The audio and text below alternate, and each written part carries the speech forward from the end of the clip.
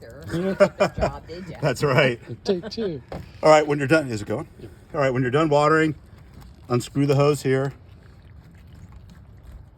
Actually, yeah, unscrew the hose. Hop up in the truck without killing yourself. Shut the water off here.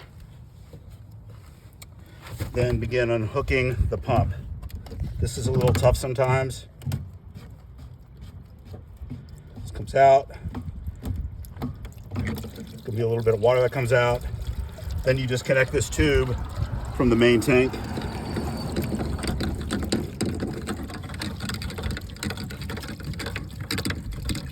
Gently, of course.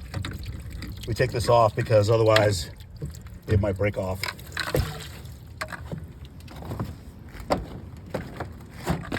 Try to get all the water out if you can. Just kind of tip it a little bit.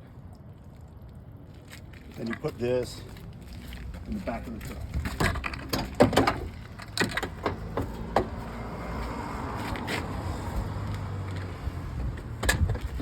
Then you lock this door. So whenever you leave the truck, you need to lock the door, and that's it.